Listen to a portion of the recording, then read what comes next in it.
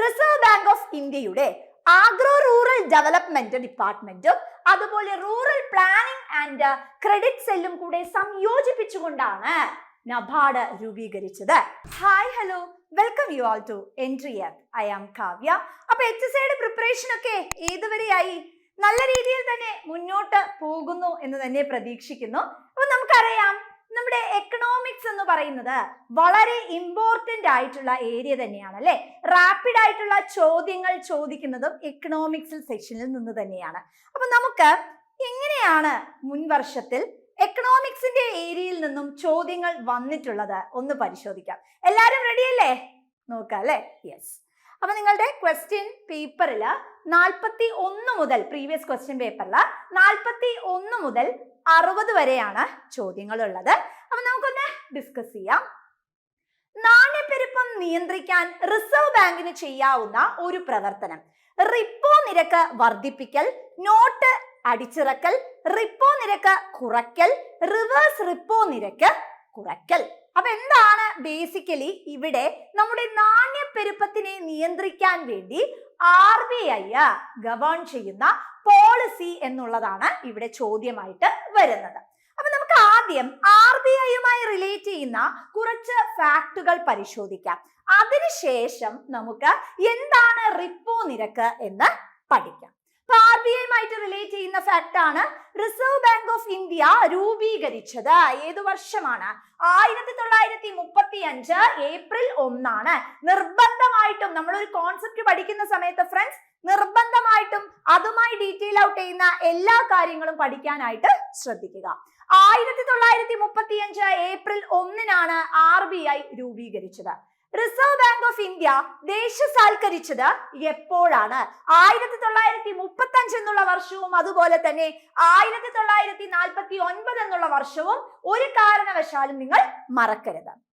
അടുത്ത ചോദ്യം, reserve bank of ഇന്ത്യയുടെ ആദ്യ ആസ്ഥാനം എവിടെയായിരുന്നു? ആദ്യമായി അവരുണ്ടായിരുന്ന അല്ലെങ്കിൽ ഫോർമേറ്റ് ചെയ്തത് എവിടെയായിരുന്നു? കൊൽക്കത്തയിലായിരുന്നു അവരുടെ ആദ്യത്തെ ആസ്ഥാനം എന്ന് പറയുന്നത്. റിസർവ് ബാങ്ക് ഓഫ് ഇന്ത്യയുടെ ആസ്ഥാനം എപ്പോഴാണ് മുംബൈയിലേക്ക് മാറ്റിയത്? പിന്നീട് അത് മുംബൈയിലേക്ക് മാറ്റിയത് ഏത് വർഷമായിരുന്നു? അപ്പൊ രണ്ട് കാര്യങ്ങൾ പഠിച്ചു. മുംബൈയിലാണെന്നും പഠിച്ചു, വർഷവും പഠിച്ചു അല്ലെ. ഏത് വർഷമാണ്? 1937 1937 അല്ലെ. ആദ്യത്തെ reserve bank of India governor ആരായിരുന്നു? സർ ഓസ്ബോൺ സ്മിത്ത് ആണ് ആദ്യത്തെ RBI ഗവർണർ എന്ന് പറയുന്നത്.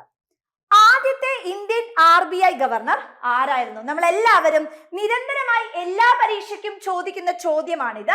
CD ദേശ്മുഖാണ് ശരിയായ ഉത്തരം. റിസർവ് ബാങ്ക് ഓഫ് ഇന്ത്യ രൂപീകരിക്കാൻ ശുപാർശ ചെയ്ത കമ്മീഷൻ വളരെ ഇമ്പോർട്ടന്റ് ആയിട്ടുള്ളതാണ്.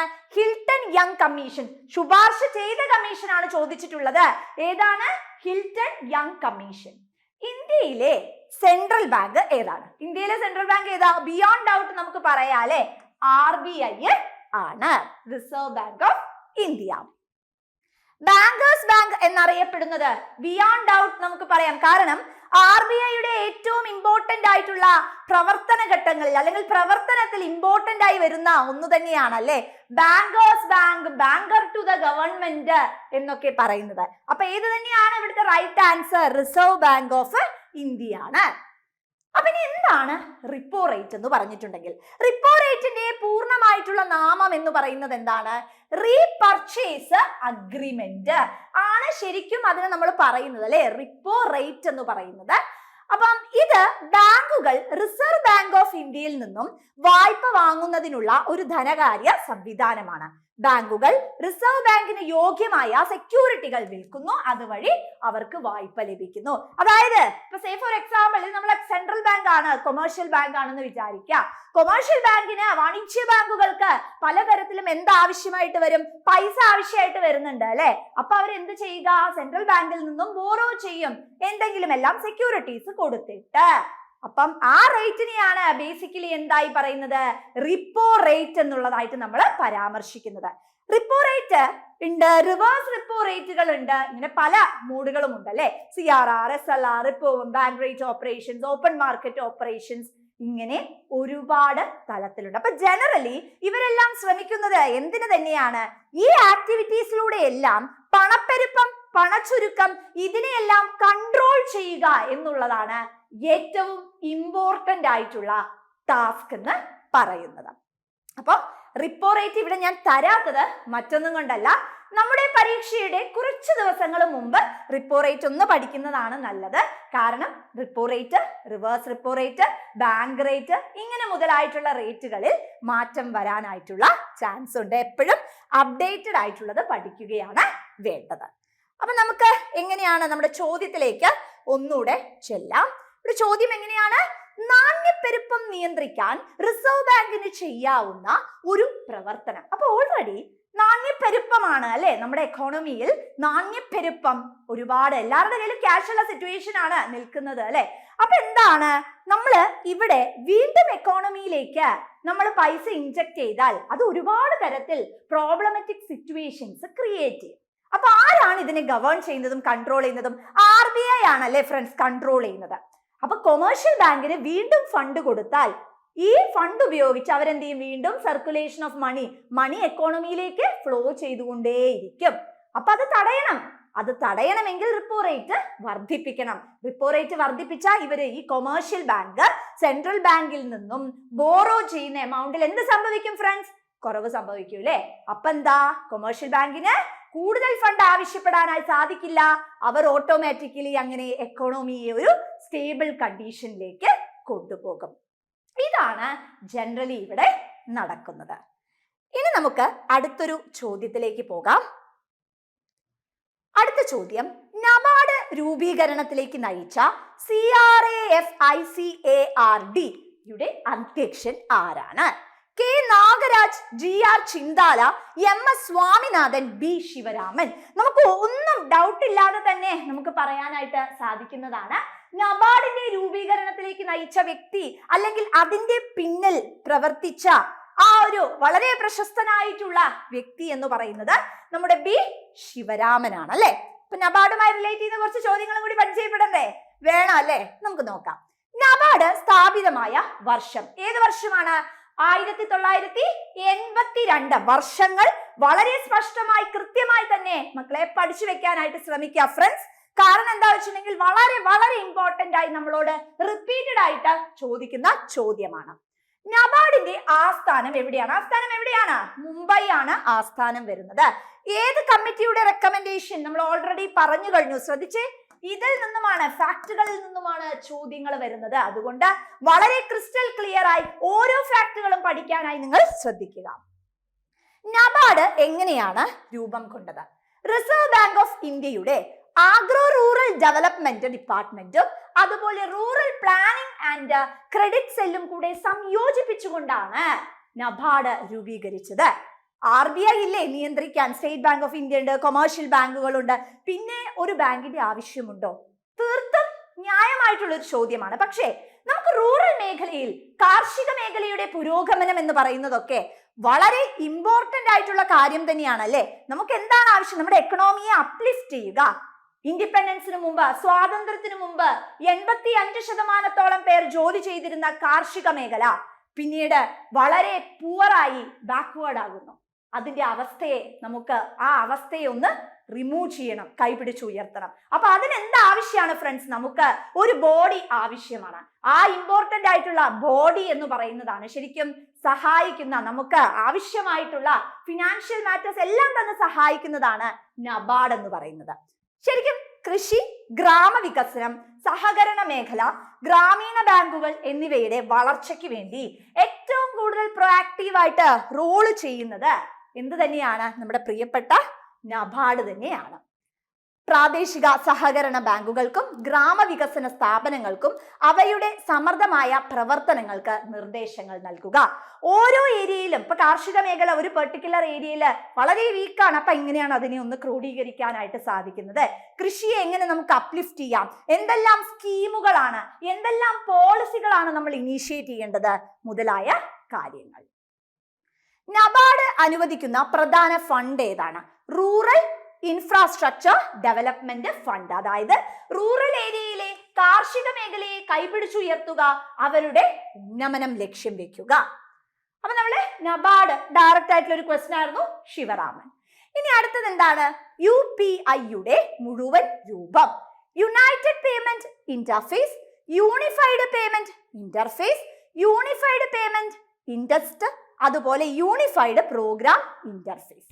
എന്താണ് റൈറ്റ് ആൻസർ? ഓപ്ഷൻ ബി ആണ്, യൂണിഫൈഡ് പേയ്മെന്റ് ഇന്റർഫേസ്. ഇങ്ങനെയൊക്കെ പഠിക്കാനായിട്ടും ഈ ചോദ്യങ്ങളുടെയൊക്കെ ഉത്തരങ്ങൾ കണ്ടുപിടിക്കാനായിട്ടും ട്രിക്കുകളൊക്കെ ഉണ്ട് കേട്ടോ. അതൊക്കെ നമ്മൾ ഡിസ്കസ് ചെയ്യുന്നത് തന്നെ ആയിരിക്കും ഈ ഒരു വീഡിയോയിലല്ല, മറ്റൊരു വീഡിയോയിൽ.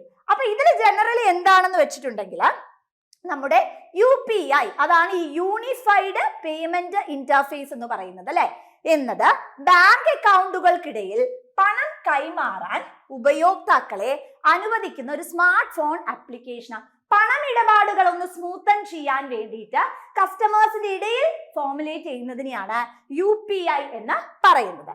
National payment corporation of India NPCI വികസിപ്പിച്ച ഏകജാല മൊബൈൽ പേയ്മെന്റ് സംവിധാനമാണിത്. കുറച്ച് കാര്യങ്ങളല്ല, 3 കാര്യങ്ങൾ നമ്മൾ പഠിച്ചു. UPI-യുടെ ഫുൾ ഫോം പഠിച്ചു, അതുപോലെ എന്താണെന്ന് പഠിച്ചു. മാത്രമല്ല ഇത് വികസിപ്പിച്ചത് ആരാണ് എന്നും നമ്മൾ പഠിച്ചിരിക്കണം. ആരാണ്? National payment corporation of India. ഇവരാണ് UPI സംവിധാനം എന്ന് പറയുന്നത് വികസിപ്പിച്ചത്. ഇനി നമുക്ക് അടുത്തൊരു ചോദ്യത്തിലേക്ക് പോകാം. ഉപഭോക്തൃ വസ്തുക്കളുടെ ഉൽപാദനത്തിന് സഹായമാകുന്ന കേന്ദ്ര പ്രവണത അളവ്, മെഷേഴ്സ് ഓഫ് സെൻട്രൽ ടെൻഡൻസി അല്ലെ, മീൻ, മീഡിയൻ, മോഡ്, റേഞ്ച്. അപ്പൊ നമുക്ക് ജനറലി നോക്കുകയാണെങ്കിൽ മെഷേഴ്സ് ഓഫ് സെൻട്രൽ ടെൻഡൻസിയുടെ കീഴിൽ 3 എണ്ണം വളരെ ഇമ്പോർട്ടന്റ് ആയിട്ടുള്ളതാണ്. പ്രോബ്ലം ഒക്കെ ചോദിക്കുന്ന ഏരിയ ആണ്. വളരെ ഈസി ആയി. അയ്യോ, എക്കണോമിക്സ് എന്ന് പറയുമ്പോൾ നമുക്ക് ജനറലി ഒരു ഭയമൊക്കെ തോന്നും അല്ലെ. പേടിക്കൊന്നും വേണ്ട, നമുക്ക് ഈസി ആയിട്ട് ക്രാക്ക് ചെയ്യാൻ പറ്റുന്ന ഏരിയ തന്നെയാണ്. അപ്പൊ ഈ സെൻട്രൽ ടെൻഡൻസിനെ 3 ആയിട്ടാണ് അതിന്റെ കീഴിൽ വരുന്നത്. ഒന്ന് വരുന്നത് മീൻ, രണ്ടാമത്തത് മീഡിയൻ, മൂന്നാമത്തത് മോഡ്. വളരെ കൃത്യമായി തന്നെ ഇതെല്ലാം ഡീറ്റെയിൽ ചെയ്ത് നിങ്ങൾ പഠിക്കേണ്ട ആവശ്യമുണ്ട്. ഇനി മെഷേഴ്സ് ഓഫ് ഡിസ്പേർഷന്റെ കീഴിലാണെങ്കിൽ അവയെ നമുക്ക് 2 ആയി ക്ലാസിഫൈ ചെയ്യാം. Absolute measure, relative measure. Range, variance, standard deviation, mean deviation, quartile deviation. ഇതാണ് അബ്സല്യൂട്ട് മെഷറിന്റെ കീഴിൽ വരുന്നത്. റിലേറ്റീവ് മെഷറിന്റെ കീഴിൽ coefficient of range, coefficient of variance, coefficient of mean deviation, coefficient of quartile deviation. ഇങ്ങനെയാണ് നമ്മൾ ഇതിനെ ക്ലാസിഫൈ ചെയ്യുന്നത്. അപ്പം ഇതിൽ നമ്മളോട് നിങ്ങൾക്ക് നോക്കിയാൽ തന്നെ കാണാം, ഇംഗ്ലീഷ് പദത്തിന്റെ നേരെ മലയാളം കൺവേർഷൻ ആണ് അല്ലെ. മീൻ, മീഡിയൻ, മോഡ്, റേഞ്ച്. മീൻ എന്ന് പറഞ്ഞാൽ എന്താണ്? മീൻ എന്ന് പറഞ്ഞിട്ടുണ്ടെങ്കിൽ ആവറേജ് അല്ലെ, അത്രേ ഉള്ളൂ. മീഡിയൻ എന്ന് പറഞ്ഞിട്ടുണ്ടെങ്കിൽ എന്താണ്? നടുത്ത വാല്യൂ. നമ്മളിപ്പോ ഒരു 5 നമ്പർ എഴുതുവാണെങ്കിൽ ആ 5 നമ്പറിന്റെ നടുവിൽ ഏതാ വാല്യൂ വരിക? അതാണ് നമ്മള് മിഡിൽ മോസ്റ്റ് വാല്യൂ എന്ന് പറയൂ അല്ലെ. മോഡ് എന്ന് പറഞ്ഞാൽ എന്താ? ഏറ്റവും, നമ്മളൊരു സീരീസ് എടുക്കുകയാണെങ്കിൽ ആ സീരീസിൽ ഏറ്റവും റിപ്പീറ്റഡ് ആയി വരുന്ന വാല്യൂ ഏതാണോ അതിനെയാണ് ഫ്രണ്ട്സ് നമ്മൾ എന്തായി വിളിക്കുന്നത്? മോഡ് എന്ന് പറയുന്നത്. റേഞ്ച് എന്ന് പറയുമ്പോൾ ഹയർ വാല്യൂ, ലോവർ വാല്യൂ, ഉയർന്ന സംഖ്യ, താഴ്ന്ന സംഖ്യ അല്ലെ, അവ തമ്മിലുള്ള ഒരു കമ്പാരിസൺ ആണ് ഇവിടെ നോക്കുന്നത്. അപ്പൊ ഇവിടെ ശരിക്കും എന്താണ്? ഉപഭോക്തൃ വസ്തുക്കളുടെ ഉൽപാദനത്തിന് സഹായിക്കുന്ന കേന്ദ്ര പ്രവണത. നമ്മള് ഒരു എക്കോണമിയില് ഇപ്പൊ സേ ഫോർ എക്സാമ്പിൾ നമ്മൾ ഒരു പ്രൊഡ്യൂസർ ആണെന്ന് വിചാരിക്കാം. അപ്പൊ നമ്മള് ഒരു കമ്മോഡിറ്റി പ്രൊഡ്യൂസ് ചെയ്യുന്ന സമയത്ത് നമ്മുടെ മൈൻഡിൽ എപ്പോഴും എന്താ ഉണ്ടാവുക? ആൾക്കാർ ഇത് കൂടുതൽ വാങ്ങോ എന്നുള്ളതായിരിക്കും അല്ലെ. അപ്പോ ഒരു പ്രൊഡ്യൂസർ എപ്പോഴും എന്തായിരിക്കും കോൺസെൻട്രേറ്റ് ചെയ്യേണ്ടത്? അതായത് ഏറ്റവും കൂടുതൽ ആൾക്കാർ വാങ്ങണ കമ്മോഡിറ്റി ഏതാണ്, ആ കമ്മോഡിറ്റി ആയിരിക്കണം ഫ്രണ്ട്സ് എന്ത് ചെയ്യേണ്ടത്? അവര് പ്രൊഡ്യൂസ് ചെയ്യേണ്ടത്. അപ്പൊ അത് എന്തിന്റെ ബേസിസിലാ? ഏറ്റവും കൂടുതൽ. ഏറ്റവും കൂടുതൽ എന്ന് പറഞ്ഞാൽ എന്താ? അതിനെയാണ് ജനറലി നമ്മൾ ഇവിടെ മോഡ് എന്നുള്ളത് കൊണ്ട് റെപ്രസെന്റ് ചെയ്യുന്നത്. നമ്മൾ മെഷേഴ്സ് സെൻട്രൽ ടെൻഡൻസിയും ഡിസ്പേർഷനെ കുറിച്ചും പറഞ്ഞു അല്ലെ. നമുക്ക് അടുത്ത ചോദ്യത്തിലേക്ക് പോകാം. ഒരു മേഖലയിൽ ചെലവഴിക്കുന്നത് കൊണ്ട് നഷ്ടമാകുന്ന മറ്റൊരു മേഖലയിൽ ഉണ്ടാകാമായിരുന്ന നേട്ടമാണ് അവസര ചിലവ്. നിങ്ങളുടെ ചോദ്യ പേപ്പറിൽ ഇങ്ങനെയാണ് തന്നിരിക്കുന്നത്. അവസരാത്മക എന്നും പറയാറുണ്ട്. അവസര ചിലവ്, യഥാർത്ഥ ചിലവ്, അധിക ചിലവ്, പരമാവധി ചിലവ്. അതായത് ഒരു മേഖലയിൽ ചെലവഴിക്കുന്നത് കൊണ്ട് നഷ്ടമാകുന്ന മറ്റൊരു മേഖലയിൽ ഉണ്ടാകാമായിരുന്ന നേട്ടം. ഇപ്പൊ നിങ്ങൾ പഠിച്ചുകൊണ്ടിരിക്കുകയാണ് അല്ലേ? വീഡിയോ കണ്ട് പഠിച്ചുകൊണ്ടിരിക്കുകയാണ്. നിങ്ങൾക്ക് ഈ സമയത്ത് എന്ത് ചെയ്യാമായിരുന്നു? വേണമെങ്കിൽ പോയിട്ട് ഉറങ്ങാമായിരുന്നു, ജോലിക്ക് പോകാമായിരുന്നു. അപ്പൊ നിങ്ങൾ അവിടെ ഒന്ന് സാക്രിഫൈസ് ചെയ്തു. എന്താണ് സാക്രിഫൈസ് ചെയ്തത്? ജോലിക്ക് പോവുകയാണെങ്കിൽ ജോലിക്ക് പോവുക എന്ന് പറയുമ്പോൾ ഒരു മോണിറ്ററി റിവാർഡ്, അത് നിങ്ങൾ സാക്രിഫൈസ് ചെയ്ത് ഞങ്ങളുടെ വീഡിയോ കാണുന്നതാണ് കൂടുതൽ നിങ്ങൾക്ക് അറിവ് നേടുന്നതെന്ന് മനസ്സിലാക്കി നിങ്ങൾ ഈ വീഡിയോ കണ്ടുകൊണ്ടിരിക്കുന്നു. അപ്പൊ എന്താണ്, ബേസിക്കലി നിങ്ങൾക്ക് കുറെ കണ്ടന്റുകളും കുറെ കാര്യങ്ങളും നേടാൻ പറ്റും. അപ്പൊ നിങ്ങൾക്ക് ചിലപ്പോൾ അതായിരിക്കും ഫ്രൂട്ട്ഫുൾ ആയിട്ട് തോന്നുന്നത്. അപ്പൊ നിങ്ങൾ ജോലി വേണ്ട, അപ്പൊ അവിടെ ജോലി എന്നുള്ളൊരു മോണിറ്ററി റിവാർഡ് സാക്രിഫൈസ് ചെയ്യുന്നില്ലേ? ഒരു പ്രവൃത്തി ചെയ്യുമ്പോൾ മറ്റൊന്ന് വേണ്ട എന്ന് വെക്കുന്ന, അല്ലെങ്കിൽ അതിൽ നിന്നും കിട്ടുന്ന ആ കോൺസെപ്റ്റ് അല്ലെങ്കിൽ ആ ഇൻകം വേണ്ട എന്ന് വെക്കുക, അതിനെയാണ് ശരിക്കും ഇവിടെ ചോദ്യമായി ചോദിച്ചിട്ടുള്ളത്. അതെന്താണ്? അത് നിങ്ങളുടെ അവസര ചിലവ് അല്ലെങ്കിൽ അവസരാത്മക ചിലവാണ്. അപ്പൊ ഈ ചെലവുകളെ നമുക്ക് ചെലവുകളെ എങ്ങനെ പറയാം? അവസര ചെലവ്, ഓപ്പർച്യൂണിറ്റി കോസ്റ്റ് എന്ന് പറയും. അതായത് ഒരു വിഭവം പ്രത്യേകമായി ഉപയോഗിക്കുന്നത് കൊണ്ട് നഷ്ടമാകുന്ന മറ്റ് സാധ്യതകളുടെ മൂല്യത്തിനെയാണ് അവസര ചെലവ് എന്ന് പറയുന്നത്. അതായത് ഒരു വിദ്യാർത്ഥി പഠനത്തിന് ചെലവഴിക്കുന്ന സമയത്തെ ചെലവ് ആ സമയത്ത് ജോലി ചെയ്താൽ ലഭിച്ചു പോവുമായിരുന്ന പണമാണ്, അല്ലെ? നിങ്ങൾ ജോലിക്ക് പോയിരുന്നെങ്കിൽ നിങ്ങൾക്ക് അവിടെ എന്ത് കിട്ടിയേനെ? ഇൻകം കിട്ടിയേനെ. പക്ഷെ നിങ്ങൾ എന്ത് വിചാരിച്ചു? എനിക്ക് പഠിക്കണം, എനിക്ക് ഈ എക്സാം ക്രാക്ക് ചെയ്യണം. ക്രാക്ക് ചെയ്യില്ലേ? തീർച്ചയായിട്ടും ക്രാക്ക് ചെയ്യണം, അല്ലെ? ക്രാക്ക് ചെയ്യണം എന്നുള്ളതായിരുന്നു നിങ്ങളുടെ ഓരോരുത്തരുടെയും ലക്ഷ്യം എന്ന് പറയുന്നത്. അതുകൊണ്ടാണ് നിങ്ങൾ ഇരുന്ന് പഠിക്കുന്നത്, അല്ലെ? അപ്പൊ ആ ഇൻകം അവിടെ സാക്രിഫൈസ് ചെയ്തില്ലേ? അതിനെയാണ് ഫ്രണ്ട്സ് എന്തായി വിളിക്കുന്നത്? അവസര ചിലവ് എന്ന് വിളിക്കുന്നത്. യഥാർത്ഥ ചിലവ് അഥവാ ആക്ച്വൽ കോസ്റ്റ്, ഒരു നിർദ്ദിഷ്ട പ്രവർത്തനം നടത്തുന്നതിന് വാസ്തവത്തിൽ ചെലവഴിച്ച സാമ്പത്തിക മൂല്യം. ഉദാഹരണത്തിന് ഒരു ഉൽപ്പന്നം നിർമ്മിക്കുന്നതിനായി ഉപയോഗിച്ച പണം, വേതനം, സാധനങ്ങൾ എന്നിവയാണ് ഇവിടെ ഉദ്ദേശിക്കുന്നത്. അതായത് നമ്മളൊരു കമോഡിറ്റി പ്രൊഡ്യൂസ് ചെയ്യാന്ന് വിചാരിക്കാം. അപ്പൊ ഒരു കമോഡിറ്റി നമുക്ക് പ്രൊഡ്യൂസ് ചെയ്യുന്ന സമയത്ത് ഒരുപാട് തരത്തിലുള്ള കോസ്റ്റുകള് അവിടെ ഇൻകർ ചെയ്ത് വരാനുള്ള സാധ്യത ഉണ്ട്, അല്ലെ? അപ്പൊ എത്രയാണ് നമുക്ക് കോസ്റ്റ് വന്നത്? അതിനെയാണ് നമ്മൾ ജനറലി എന്ത് പറയുന്നത്? ആക്ച്വൽ കോസ്റ്റ് എന്ന് പറയുന്നത്. അധിക ചെലവ് അല്ലെങ്കിൽ മാർജിനൽ കോസ്റ്റ്, അതായത് ഒരു അധിക യൂണിറ്റ് ഉൽപ്പന്നം അല്ലെങ്കിൽ സേവനം ഉൽപ്പാദിപ്പിക്കുന്നതിന്റെ ചെലവാണിത്. ഉദാഹരണത്തിന് ഒരു കമ്പനിക്ക് ഒരു അധിക ഉൽപ്പന്നം നിർമ്മിക്കാൻ 100 രൂപ ചെലവാക്കണമെങ്കിൽ അതാ ഉൽപ്പന്നത്തിന്റെ അധിക ചെലവാണ്. ഈ ഒരു പെന്ന് എനിക്ക് ഉൽപ്പാദിപ്പിക്കാൻ വേണ്ടിയിട്ട് ഇപ്പൊ 10 രൂപയായിരുന്നു, വീണ്ടും എനിക്കൊരു 10 രൂപ ഇൻകർ ചെയ്യേണ്ടി വന്നു. അപ്പൊ ആ വീണ്ടും ചിലവാക്കുക എന്ന് പറയില്ലേ? ആ വീണ്ടും ചിലവാക്കുക എന്ന് പറയുന്നതിനെയാണ് എന്ത് പറയുന്നത് ഫ്രണ്ട്സ്? അധിക ചിലവ്. മലയാളം ടേംസ് അത് തന്നെയാണ് ശരിക്കും എക്സ്പ്ലെയിൻ ചെയ്യുന്നത്. എന്താ മലയാളത്തിൽ അധികം എന്ന് പറഞ്ഞാൽ? വീണ്ടും, കൂടുതൽ, അതല്ലേ ഉദ്ദേശിക്കുന്നത്? അത് തന്നെയാണ് നമ്മളിവിടെ ഉദ്ദേശിക്കുന്നത്. ഒരു കമോഡിറ്റി പ്രൊഡ്യൂസ് ചെയ്യാൻ വീണ്ടും വരുന്നത്. ഇനി പരമാവധി ചെലവ്. പരമാവധി എന്ന് പറഞ്ഞാൽ എന്താ? മാക്സിമം ആണ്, അല്ലെ? ഒരു ഉപഭോക്താവ് അല്ലെങ്കിൽ ഉൽപാദകൻ ഏതെങ്കിലും ഉൽപ്പന്നം അല്ലെങ്കിൽ സേവനം വാങ്ങാൻ തയ്യാറായുള്ള പരമാവധി ചിലവിനെയാണ് ഇതുകൊണ്ട് എന്ത് ചെയ്യുന്നത്? അവര് ഉദ്ദേശിക്കുന്നത്. നമ്മൾ പ്രൊഡക്ഷൻ അണ്ടർടേക്ക് ചെയ്യുന്ന സമയത്ത് എന്ത് വരും? നമുക്കൊരു മാക്സിമം കോസ്റ്റ് ഉണ്ട്, അല്ലെ? അതിപ്പോ ഒരു പ്രൊഡ്യൂസർ ആണെങ്കിലും 1000 രൂപയായിരിക്കും, 2000 രൂപയായിരിക്കും, ഇങ്ങനെ നമ്മൾ എസ്റ്റിമേറ്റ് ചെയ്യും. അതാണ് ഈ മാക്സിമം കോസ്റ്റ് എന്നുള്ളത് കൊണ്ട് ഉദ്ദേശിക്കുന്നത്. അടുത്ത ചോദ്യം എന്താണ്? ഇലാസ്തികത കുറഞ്ഞ ചോദനമുള്ള ഉൽപ്പന്നങ്ങൾ, ഭക്ഷ്യസാധനം, ഇന്ധനം, ഓട്ടോമൊബൈൽ, ആഡംബര വസ്തുക്കൾ. 1 മാത്രം, 1, 2 മാത്രം, 1, 2, 3, 3, 4. അപ്പൊ നമുക്ക് നോക്കാം എന്താണ് ചോദനം. ചോദനം എന്ന് പറഞ്ഞാൽ എന്താണ്? ഡിമാൻഡ് ആണ്, അല്ലെ? ഇലാസ്റ്റിസിറ്റി, ഇലാസ്തികത. എന്താണ് ഇലാസ്തികത എന്ന് പറഞ്ഞാൽ?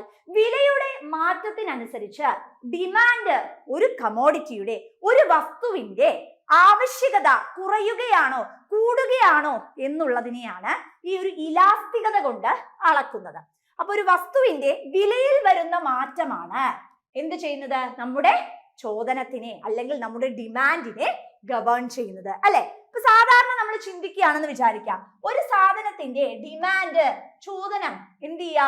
പ്രൈസിനെ ഗവേൺ ചെയ്തിട്ട് അതിന്റെ വിലയെ ആശ്രയിച്ചാണ് നിൽക്കുന്നത്. ഒരു കമോഡിറ്റിയുടെ വില വളരെയധികം വർദ്ധിക്കുന്നു. നോർമൽ കൺസ്യൂമേഴ്സ്, നോർമൽ ആയിട്ടുള്ള ഉപഭോക്താവ്, നമ്മൾ എങ്ങനെയാണ്? ബേസിക്കലി നമ്മൾ എല്ലാവരും കൺസ്യൂമേഴ്സ് ആണ്, അല്ലെ? റാഷണൽ ഹ്യൂമൻ ബീയിങ്, യുക്തിപരമായി ചിന്തിച്ച് പ്രവർത്തിക്കുന്നവരാണ്. അപ്പൊ ഒരു കമോഡിറ്റിയുടെ വില കൂടിയാൽ സ്വാഭാവികമായും അതിന്റെ ചോദനം കുറയാനുള്ള സാധ്യതയാണുള്ളത്. എന്നാൽ എല്ലാ കമോഡിറ്റീസിലും എല്ലാ ഗുഡ്സിലും ഇതേപോലെ ആവണമെന്നില്ല. അപ്പോൾ എങ്ങനെയാണ് ഒരുപാട് ഡിമാൻഡ് കുറയുന്നു, ചോദനം കുറയുന്നുവോ, അതോ കുറച്ച് ലെവലിലാണോ ചോദനം കുറയുന്നത്? ഈ കാര്യങ്ങളെല്ലാം നോക്കുന്നതിനെയാണ് ബേസിക്കലി നമ്മൾ എന്തായി പറയുന്നത്, ഇലാസ്തികത എന്നുള്ളത് കൊണ്ട് നമ്മൾ ഉദ്ദേശിക്കുന്നത്.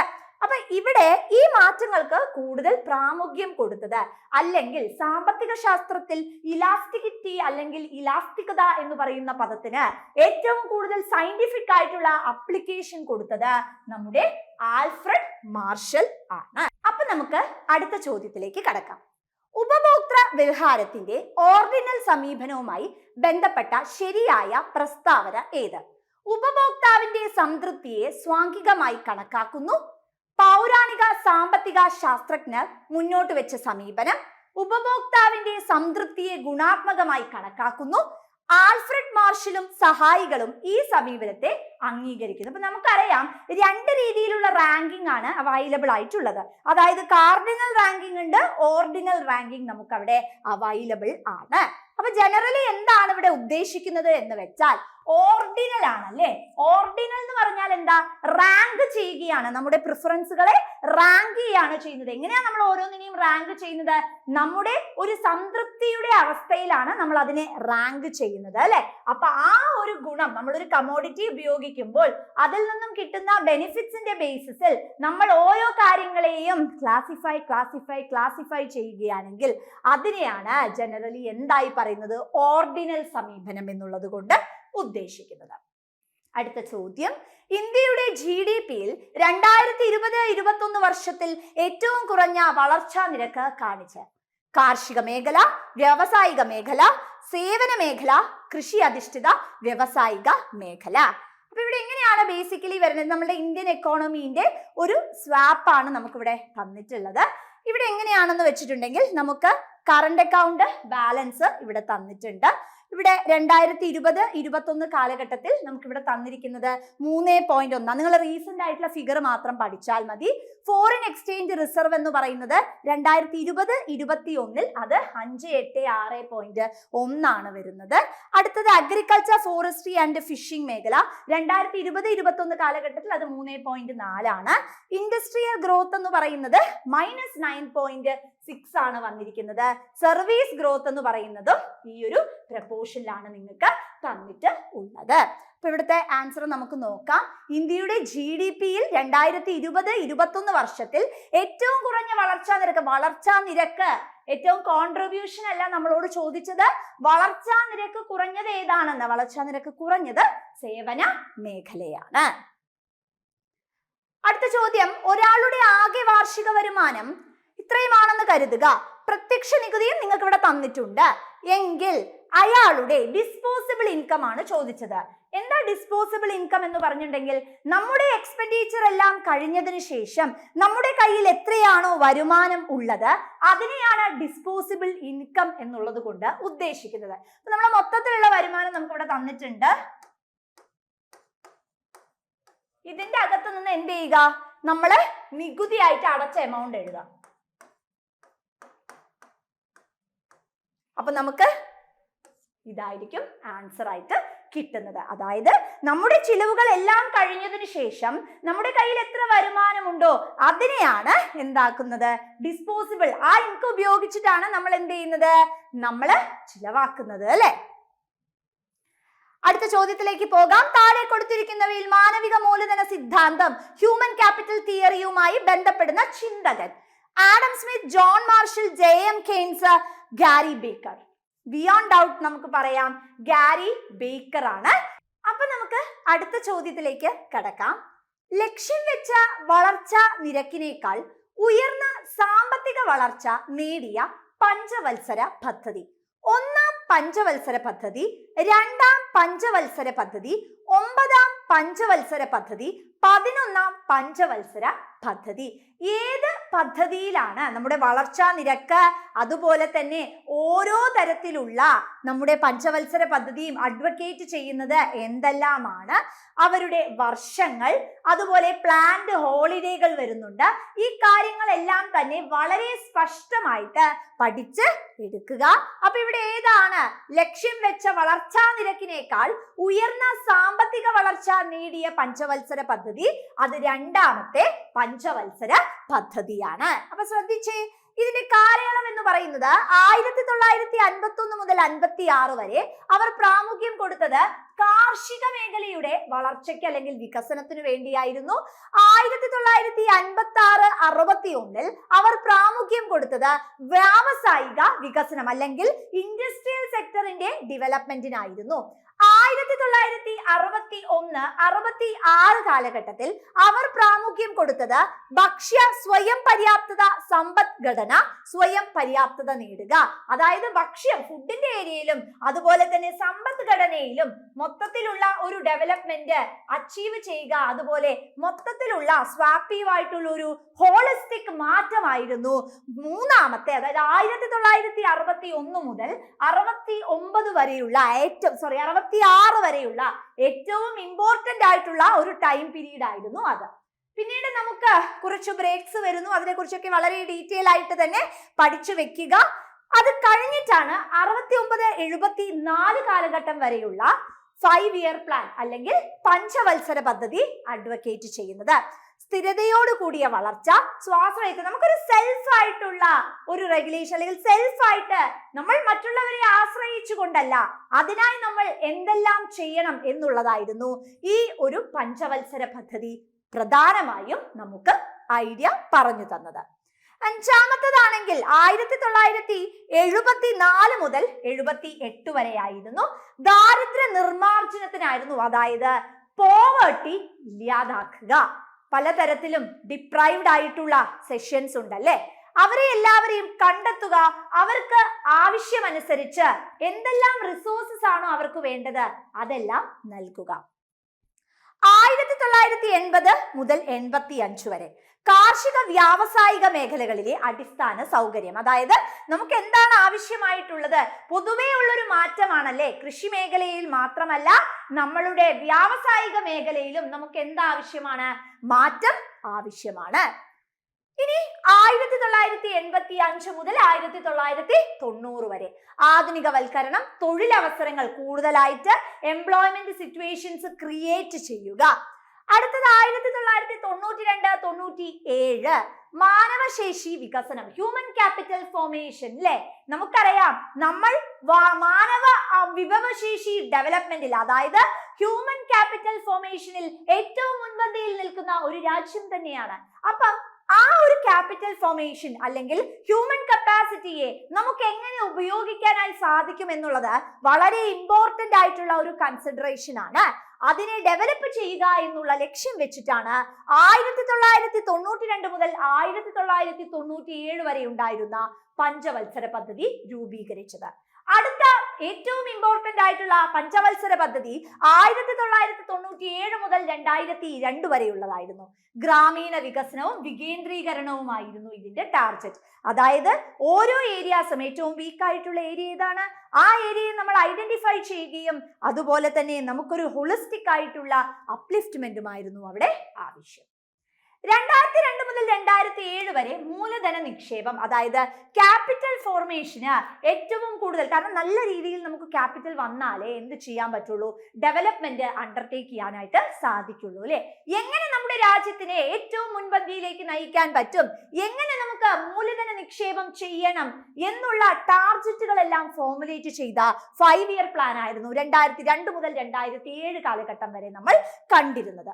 2007 മുതൽ 2012 വരെയാണെങ്കിൽ മുഴുവൻ ജനങ്ങളുടെയും സമഗ്ര വികസനം, അതായത് ഒരു ഹോളിസ്റ്റിക് ഡെവലപ്മെന്റിനായിരുന്നു പ്രാമുഖ്യം. 2012-17 സുസ്ഥിര വികസനം, ഒരു ഇൻക്ലൂസീവ് ഡെവലപ്മെന്റിനും നമ്മൾ അവിടെ പ്രാമുഖ്യം കൊടുത്തിരുന്നു. നമുക്ക് faster, sustainable and more inclusive development, അവിടെ ഏറ്റവും ഇമ്പോർട്ടന്റ് ആയിട്ടുള്ള പദം എന്ന് പറയുന്നത് സസ്റ്റൈനബിൾ തന്നെയാണ് അല്ലെ. ബ്രുണ്ടലൻ കമ്മീഷൻ പറഞ്ഞിട്ടുണ്ട് എന്ത്, sustainable development means meeting the needs of the present generation without sacrificing the needs of the future. ഭാവി തലമുറകളുടെ ആവശ്യങ്ങളെ ഒന്നും തന്നെ നമ്മൾ ത്യജിക്കാതെ പ്രസന്റ് ആയിട്ടുള്ള തലമുറകളുടെ ആവശ്യങ്ങളെയും പൂർത്തീകരിക്കുന്നതാണ് സുസ്ഥിര വികസനം എന്ന് പറയുന്നത്. അപ്പൊ ഈ സുസ്ഥിര വികസനം ഏതിന്റെ ടാർഗറ്റ് അല്ലെങ്കിൽ ഏത് അമ്പർലയ്ക്ക് കീഴിലായിരുന്നു? 2012 മുതൽ 2017 വരെയുള്ള പോളിസിയുടെ കീഴിലായിരുന്നു വന്നുകൊണ്ടിരുന്നത്. പിന്നെ നമുക്കറിയാം നീതി ആയോഗ് കടന്നു വരുന്നു. അതിനോടുകൂടി പ്ലാനിംഗ് കമ്മീഷൻ എന്ന് പറയുന്നത് അവസാനിക്കുകയാണ് ചെയ്യുന്നത്. ഇതേപോലെ തന്നെ ഇപ്പൊ നിങ്ങൾ പഠിച്ച പോലെ ടാർഗറ്റഡ് ഗ്രോത്തും അച്ചീവ്ഡ് ഗ്രോത്തുകളും എഴുതി വെച്ച് തന്നെ പഠിക്കാനായി ശ്രദ്ധിക്കുക. അടുത്ത ചോദ്യം, താഴെ കൊടുത്തിരിക്കുന്നവയിൽ ഏറ്റവും കുറഞ്ഞ തൊഴിലില്ലായ്മ നിരക്കുള്ള സംസ്ഥാനം? ഹിമാചൽ പ്രദേശ്, പശ്ചിമ ബംഗാൾ, കേരളം, ഗുജറാത്ത്. താഴെ കൊടുത്തിരിക്കുന്നവയിൽ ഏറ്റവും കുറഞ്ഞ തൊഴിലില്ലായ്മ നിരക്കുള്ള സംസ്ഥാനം ഹിമാചൽ പ്രദേശ്, പശ്ചിമ ബംഗാൾ, കേരളം, ഗുജറാത്ത്. അപ്പൊ ഇവിടെ എന്താണ്? അൺഎംപ്ലോയ്മെന്റ് റേറ്റിന്റെ ഒരു ഫിഗർ ആണ് നമുക്കിവിടെ തന്നിട്ടുള്ളത്. എങ്ങനെയാണ് ഏറ്റവും കുറവുള്ളത്? ഹിമാചൽ പ്രദേശ് ആണ് നമുക്കിവിടെ തന്നിട്ടുള്ളത്. പുതുച്ചേരിയാണ് ടോപ്പിൽ വരുന്നത്. നിങ്ങൾ ഏറ്റവും ലോവസ്റ്റിൽ ആരാണ്, അതുപോലെ തന്നെ ഏറ്റവും ഹയസ്റ്റിൽ ആരാണ് എന്നുള്ളത് പഠിക്കുക. അതുപോലെ തന്നെ ഓരോന്നിന്റെയും പൊസിഷൻ അത് കൃത്യമായി പഠിക്കണമെന്നില്ല. കേരളത്തിൻ്റെത് ഒന്ന് നോക്കി നിൽക്കുക. ഇത് 2020 ഡാറ്റയാണ് നിങ്ങൾക്ക് തന്നിരിക്കുന്നത്. 24 ഫ്രഷ് ഡാറ്റ ഞങ്ങൾ അപ്ഡേറ്റ് ചെയ്ത് എക്സാമിന്റെ കുറച്ചു മുമ്പാണ് നൽകാറുള്ളത്. കാരണം എന്താണെന്ന് വെച്ചിട്ടുണ്ടെങ്കിൽ എപ്പോഴും കണക്കിൽ മാറ്റം വരും. അപ്പൊ നമുക്ക് നമ്മുടെ എക്സാമിന്റെ 1 മാസം മുമ്പ് അല്ലെങ്കിൽ 2 മാസം മുമ്പുള്ള അപ്ഡേറ്റഡ് ഡാറ്റയാണ് നിങ്ങളോട് ചോദിക്കുന്നത്. ഇത് അന്ന് ചോദിച്ച ഡാറ്റയാണ്. അടുത്തത്, താഴെ കൊടുത്തിരിക്കുന്നവയിൽ ഏറ്റവും കുറഞ്ഞ ദാരിദ്ര്യ നിരക്കുള്ള സംസ്ഥാനം? മഹാരാഷ്ട്ര, ബീഹാർ, ആസാം, കേരളം. കണ്ണുമൂട്ടി പറയാ അല്ലെ അത് കേരളം തന്നെയാണെന്ന്. അപ്പൊ നമ്മൾ ഇതിന്റെ ഒരു പോവർട്ടി ഇൻഡെക്സ് നോക്കുകയാണെങ്കിൽ രാജസ്ഥാനിൽ 29.5, ഗുജറാത്തിൽ 18.6, ആന്ധ്രാപ്രദേശിൽ 12.3, കർണാടകയിൽ 13.2, തമിഴ്നാടുവിൽ 4.8, തെലങ്കാനയിൽ 13.7. ഇങ്ങനെയാണ് പോകുന്നത്. ഏറ്റവും കുറവാണ് നമ്മളോട് ചോദിച്ചത്, അത് കേരളത്തിൽ തന്നെയാണ്. അടുത്ത ചോദ്യം, 2021 വേൾഡ് ഇക്കണോമിക് ഫോറത്തിന്റെ കണക്കനുസരിച്ച് ഗ്ലോബൽ ജെൻഡർ ഗ്യാപ്പ് റിപ്പോർട്ടിന്റെ ഇന്ത്യയുടെ സ്ഥാനമാണ് ചോദിക്കുന്നത്. 140 വരുന്നത്. ഇന്ത്യയുടെ ഓരോ പൊസിഷൻസും പഠിച്ചു വെക്കുക. ഇതിന്റെയും അപ്ഡേറ്റഡ് ഡാറ്റ നിങ്ങൾക്ക് നൽകുന്നതാണ്. ആസ് ഇഫ് നൗ ഡാറ്റയാണ് ഞങ്ങൾ ഇവിടെ പ്രൊവൈഡ് ചെയ്യുന്നത്. ജെൻഡർ ഇൻഇക്വാലിറ്റി ഇൻഡെക്സ് അതങ്ങനെ തന്നെ മലയാളീകരിച്ചിട്ടായിരിക്കും നിങ്ങളോട് ചോദിക്കുന്നത്. അത് തരുന്നത് യുണൈറ്റഡ് നേഷൻസ് ഡെവലപ്മെന്റ് പ്രോഗ്രാം 108 ആണ് വരുന്നത്. വേൾഡ് ഡിജിറ്റൽ കോമ്പറ്റീറ്റീവ്നെസ് റാങ്കിങ് 49 ആണ്. ഗ്ലോബൽ ഇന്നോവേഷൻ ഇൻഡെക്സ് 40 ആണ്. ഗ്ലോബൽ ജെൻഡർ ഗ്യാപ്പ് ഇൻഡെക്സ് 127 ആണ്. World happiness index 126, global hunger index 107 ആണ് വരുന്നത്. അതുപോലെ ഹ്യൂമൻ ഡെവലപ്മെന്റ് ഇൻഡെക്സ് 134. അപ്ഡേറ്റ് ചെയ്യുക. എക്സാമിന്റെ 2 മാസം മുമ്പ് എങ്ങനെയാണ് പുതിയതായിട്ട് അവർ റിപ്പോർട്ടുകൾ പബ്ലിഷ് ചെയ്യാറുണ്ട്. അപ്പൊ അതിനനുസരിച്ച് നമ്മൾ എന്ത് ചെയ്യണം? നമ്മുടെ ഡാറ്റയിലും മാറ്റങ്ങൾ വരും. അത് ഞങ്ങൾ അപ്പൊ അപ്ഡേറ്റ് ചെയ്യുന്നതാണ്. അപ്പൊ അത് വളരെ ഇമ്പോർട്ടന്റ് ആണ്. കാരണം പരീക്ഷയ്ക്ക് കുറച്ചു നാൾ മുമ്പ് വേണം ആ ഫിഗേഴ്സ് എല്ലാം നിങ്ങൾ പഠിച്ചെടുക്കാൻ. Bank rate, repo rate, reverse repo rate, CRR,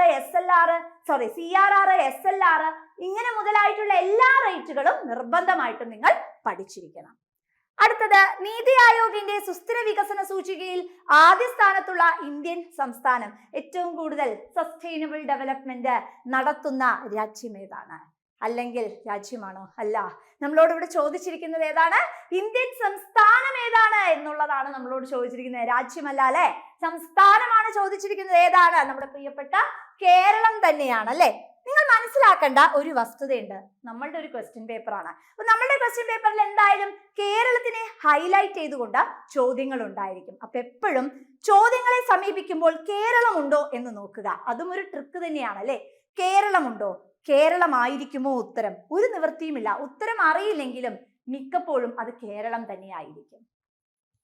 അടുത്തത്, നീതി ആയോഗ് നമുക്കറിയാം, national institution for transforming India Aayog, planning commission പകരം അല്ലെ. ജനുവരി ഈ ആസൂത്രണ കമ്മീഷന് പകരം വന്ന ഈ നീതി ആയോഗ് ജനുവരി 2015 1-ാം തീയതിയാണ് വന്നത്. ജനുവരി 1, 2015 വന്നത്. അധ്യക്ഷൻ പ്രധാനമന്ത്രിയാണ് വരുന്നത്. പ്രഥമ chief executive officer Sindhushree ഖുള്ളറാണ്. അത് അന്നത്തെ ഡാറ്റയുടെ അവസ്ഥയിലാണ് നമ്മൾ ഡിസ്കസ് ചെയ്യുന്നത്. മാത്രമല്ല, അതായത് ഇതിലുള്ള എല്ലാ കാര്യങ്ങളും ബേസിക് ആയിട്ടുള്ള ഫാക്ടുകളാണ്. നീതി ആയോഗുമായി റിലേറ്റഡ് ആയി വരുന്ന മാറ്റങ്ങൾ വരുന്ന എല്ലാ കോൺസെപ്റ്റുകളും നിർബന്ധമായിട്ടും നിങ്ങൾ പഠിച്ച് വെക്കണം. നമുക്ക് ഇവിടെ എന്താ വരുന്നേ വെച്ചിട്ടുണ്ടെങ്കിൽ, പോവർട്ടിന്റെ കേസിൽ നോ പോവർട്ടി ദാരിദ്ര്യമില്ലാത്തതിൽ ടോപ്പ് സ്റ്റേറ്റ് തമിഴ്നാടുമാണ്. ഹങ്കർ ഇല്ല, അതായത് വിശപ്പ് വിമുക്തം, അത് ഏതാണ്? കേരളയാണ്. നല്ല ഹെൽത്ത് അതുപോലെ വെൽബീയിങ്, അത് ഗുജറാത്ത് ആണ്. നല്ല വിദ്യാഭ്യാസം, ക്വാളിറ്റി എഡ്യൂക്കേഷൻ, കേരളമാണ്. ജെൻഡർ ഈക്വാലിറ്റി ഛത്തീസ്ഗഡ് ആണ്.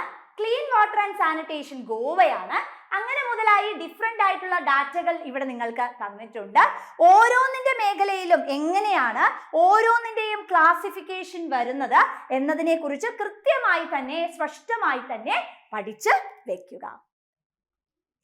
അടുത്ത ചോദ്യം, UNDP-യുടെ 2020 മാനവ വികസന സൂചികയിൽ ഇന്ത്യയുടെ സ്ഥാനം 129, 130, 131, 132.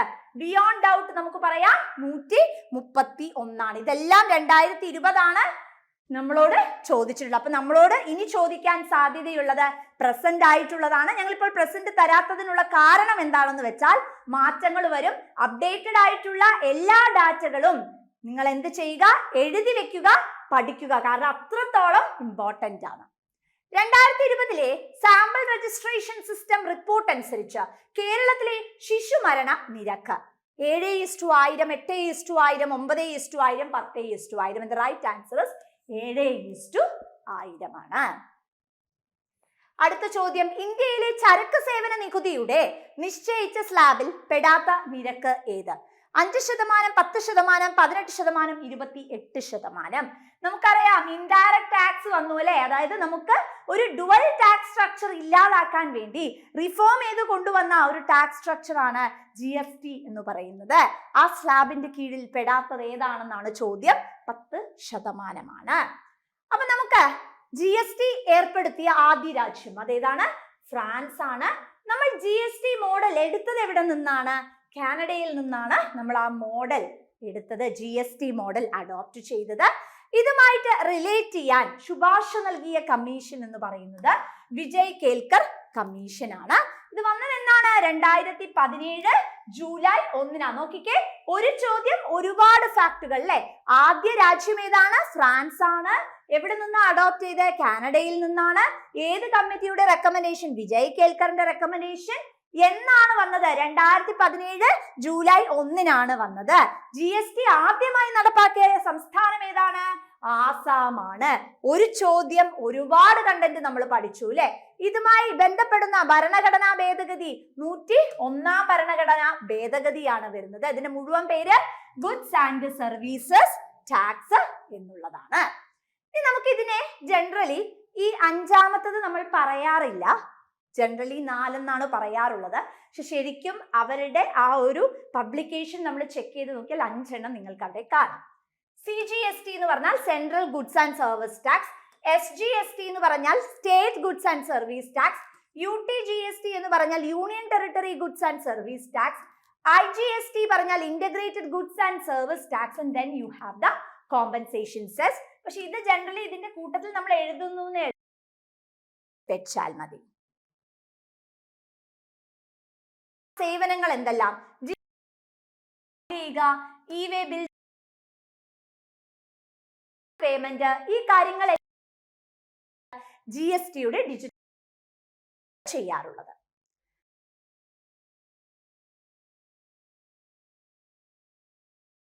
മുകളിലുള്ളവരുടെ 13, 15 കുറിച്ച് ധാരാളമായി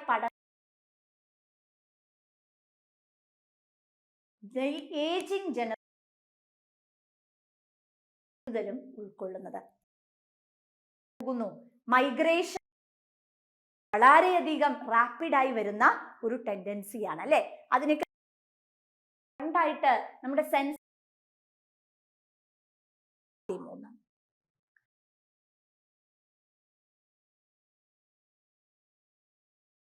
തന്നിട്ടുണ്ട്. നമ്മുടെ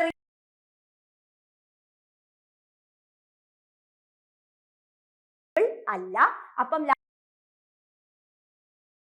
2011 സെൻസസ് ഫ്രണ്ട്സ് നിർബന്ധമായിട്ടും പഠിച്ചു. നിങ്ങൾക്ക് തന്നിട്ടുള്ളത് 1210.19 ആണ്. അർബണില് 377.1, 33.39.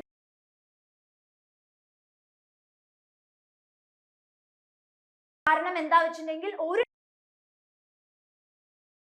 പറയാം, ഇപ്പോൾ സ്റ്റേറ്റ്മെന്റ് ക്വസ്റ്റ്യൻസ് ആണ് കൂടുതൽ വരുന്നത്. അതിനും ട്രിക്കുകൾ ഉണ്ടല്ലേ നമുക്ക് സോൾവ് ചെയ്യാൻ. അപ്പം എന്ത് ചെയ്യുക, ഈ സ്റ്റേറ്റ്മെന്റ് അല്ലെങ്കിൽ ഇങ്ങനെ ഉള്ള ക്വസ്റ്റ്യൻസ് വരുമ്പോൾ ഓരോ മൈന്യൂട്ട് ആയിട്ടുള്ള നമ്പേഴ്സും ഇമ്പോർട്ടന്റ് ആണ്. അടുത്തത് ഫിസിക്കൽ ക്വാളിറ്റി ലൈഫ് ഇൻഡെക്സിൽ ഘടകങ്ങൾ ഏവ? കുറ്റകൃത്യ നിരക്ക്, സുസ്ഥിര വികസനം, പാർപ്പിട സൗകര്യം, വായു മലിനീകരണം, ജല മലിനീകരണം, ആരോഗ്യം. ആരോഗ്യം, വിദ്യാഭ്യാസം, പരിസ്ഥിതി, ശിശുമരണ നിരക്ക്, ആയുർദൈർഘ്യം, സാക്ഷരത. ഇതാണ് വരിക അല്ലെ.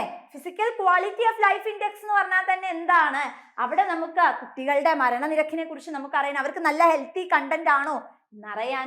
അതുപോലെ തന്നെ നമുക്ക് ആയുർദൈർഘ്യത്തെ കുറിച്ച് അറിയണം, ലിറ്ററസിയെ കുറിച്ചും നമുക്ക് അറിയണം അല്ലെ. സാക്ഷരതമായിട്ടുള്ള നമ്മൾ സാക്ഷരത കേരളമാണോ എന്നൊക്കെ പദ്ധതികളിൽ പറയാറുണ്ട് അല്ലെ. അപ്പൊ അതൊക്കെ തന്നെയാണോ എന്നും നമുക്ക് അവിടെ പരിചയപ്പെടേണ്ട ആവശ്യമുണ്ട്. അപ്പം ഇൻഡിക്കേറ്റേഴ്സ് എന്ന് പറയുമ്പോൾ PQLI ഉണ്ട്, HPI ഉണ്ട്, HDI ഉണ്ട്. ഇതെല്ലാം നിർബന്ധമായി നിങ്ങൾ പഠിച്ചു വെക്കുക. അപ്പൊ നമ്മൾ ഇന്ന് ചെയ്തത് എന്താണ്, നമ്മൾ പ്രീവിയസ് ആയി ചോദിച്ചിട്ടുള്ള ക്വസ്റ്റ്യൻസ് പരിചയപ്പെട്ടു അല്ലെ. ഇനി എന്താണ് ആവശ്യം, വളരെ സിസ്റ്റമാറ്റിക് ആയി പഠിച്ചു തുടങ്ങുക. ഇനിയും വൈകേണ്ട ആവശ്യമില്ല. ഇമ്പോർട്ടന്റ് ആയിട്ടുള്ള ഏരിയകളെല്ലാം തന്നെ നിങ്ങൾക്ക് മനസ്സിലാക്കി കഴിഞ്ഞിട്ടുണ്ട്. വെൽ ആൻഡ് ഓതന്റിക് ആയിട്ടുള്ള, സിസ്റ്റമാറ്റിക് ആയിട്ടുള്ള, പ്ലാൻഡ് ആയിട്ടുള്ള പ്രിപ്പറേഷൻ ആണ് ആവശ്യം. So thank you and have A nice day.